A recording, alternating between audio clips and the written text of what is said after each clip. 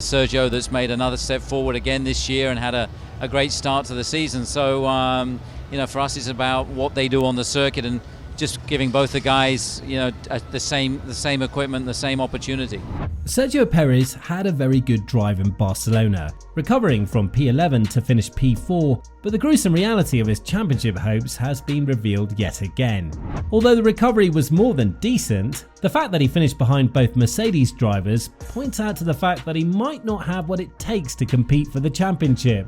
But what's even scarier is that he might be losing the Red Bull seat as well, because the last kind of driver that Red Bull want is one that folds under pressure and doesn't make it in the Q3 regularly, as there is more at stake apart from the Drivers' Championship. So, could we see the demise of Perez? It seems like whenever Perez is not competing nearly as close to Verstappen as he should, the team doesn't miss an opportunity to take a shot at the Mexican driver, and this time it was Marko that brought the hard truth to the veteran's door. The fact that Perez wasn't even present in the third stage of the qualifying session only goes to show that he might not be as good of a championship contender as we all hoped, as this is the second time he's been making crucial mistakes in a section of the season where every point matters. This is something that we've seen with Perez and Leclerc last year, and I cannot help but wonder, is this the best that the 33-year-old driver could offer to the sport? A couple of competitive races, stir up some drama with a proven champion, and then suddenly have an increased dip in performance and apologise for his stupid, as he called it himself, mistakes. This is by far the driver Red Bull needs in their team, and although the perfect teammate would be the one that would get out of Max's way whenever he needed to, something Perez did in 2021, this time the competition is high and Red Bull might be thinking for the future sooner rather than later. Although Perez's deal is up for renewal at the end of the 2024 season, there are some hot prospects that will become available from that period on, such as Norris, Tsunoda, or even academy drivers like Lawson and Iwasa. So if Perez doesn't help Red Bull win the Constructors' Championship, which could be a reality for the team now that he's not faster than both Mercedes drivers after starting P11 and Russell starting P12, he might be replaced very swiftly. But prior to this scenario seeing daylight, there is something else that needs to happen. Perez crumbling under the domination of Verstappen. Considering how strong the number one car has been this season, it's a scenario that we might not be too far away from witnessing, and with how Perez has been treated by the team recently, it only goes to show that there is not too much space left for improvising by the Mexican driver.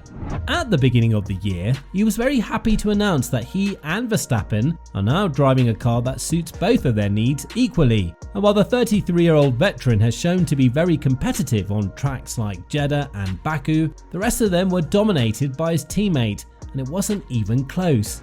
Winning 2 races in a season is not enough for you to be considered a championship candidate, and the fact that you're racing a generational talent makes it even tougher on you to pick the right mindset and go against the type of driver Verstappen is.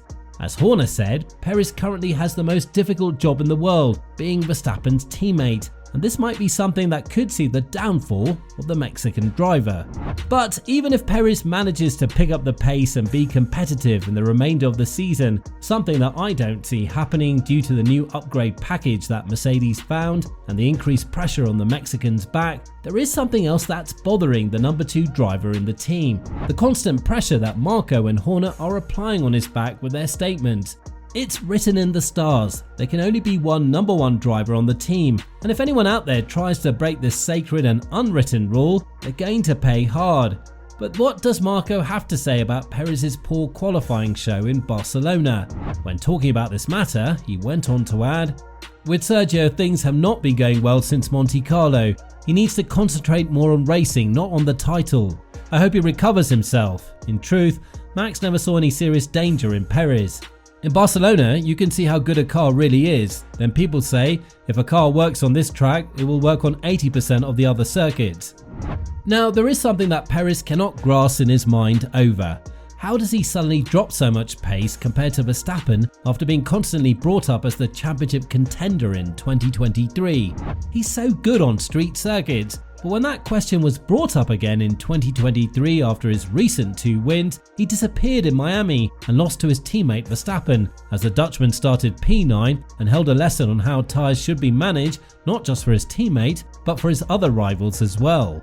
But then again, the biggest threat is always sitting next to you in the garage, and if you see your teammate having such a dominant outplay while you're struggling to make it to Q2 and Q3 in 2 consecutive races, it just goes to show that you're not made out the same cloth as him, and therefore you do not have what it takes to be called the championship contender.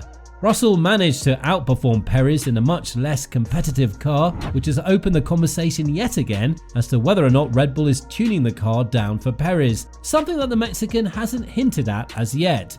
Marko, however, wasn't the only one throwing shots at Perez, as Horner joined the group and said that where Perez finished during the qualifying session in Barcelona is still a good result for the 33-year-old, and he was lucky not to have been eliminated earlier. When talking about this matter, Horner added, "He just had a difficult qualifying and I think he went off and then the tyres cooled down. He was lucky to get through Q1 and Q2 as the circuit was evolving, and then the off he had in Q2, it just unsettled him a little, and it was unfortunately one of those days for him. The tyres are a crucial factor.